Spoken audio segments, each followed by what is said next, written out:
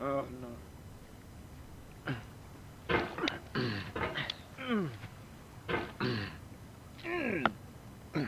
There's no feeling more intense than starting over. If you deleted your homework the day before it was due, as I have, or if you left your wallet at home and you have to go back after spending an hour in the commute. If you won some money at the casino and then put all your winnings on red but it came up black. If you got your best shirt dry cleaned before a wedding and then immediately dropped food on it.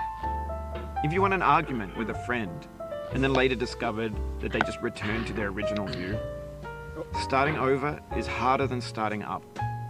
If you're not ready for that, like if you've already had a bad day, then what you're about to go through might be too much. Feel free to go away and come back.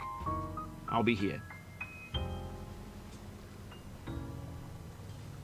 Alright, thanks for coming with me on this trip. I'll understand if you have to take a break at any point. Just find a safe place to stop and quit the game. And don't worry, I'll save your progress, always, even your mistakes. This game is a homage to a free game that came out in 2002, titled Sexy Hiking.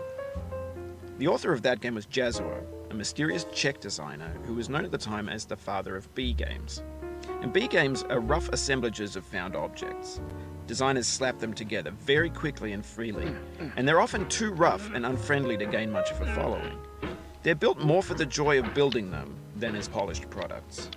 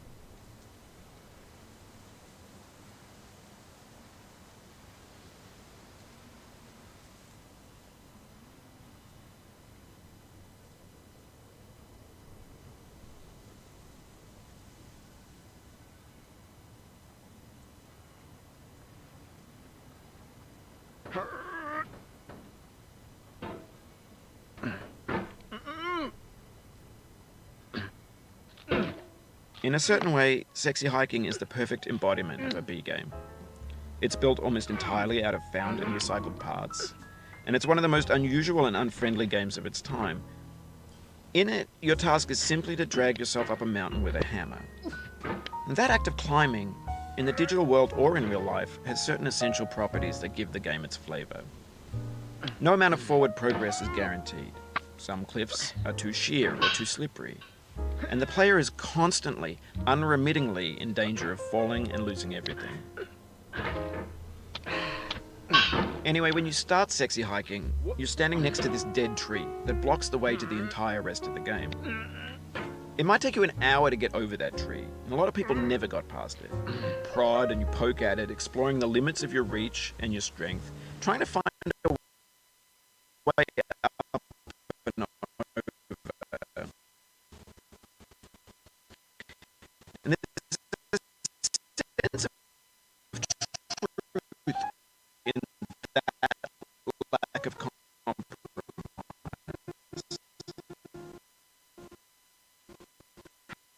Most obstacles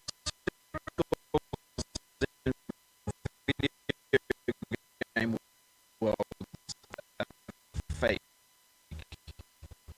You can be completely confident in your ability to get through them once you have the correct method or the correct equipment or just by spending enough time. In that sense, every pixelated obstacle in Sexy Hiking is real. The obstacles in Sexy Hiking are unyielding, and that makes the game uniquely frustrating. But I'm not sure Jazuo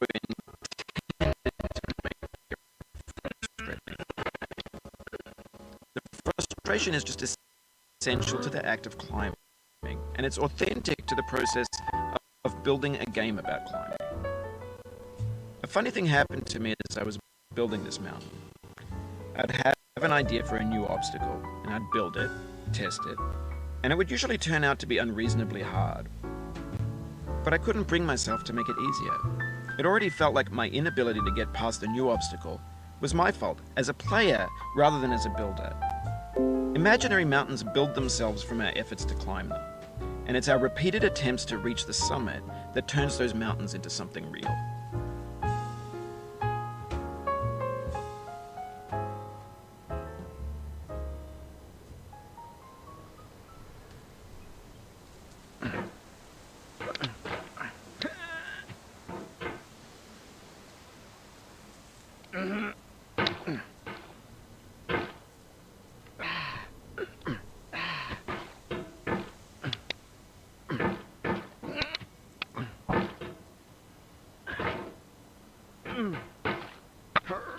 Oh, you just lost a lot of progress.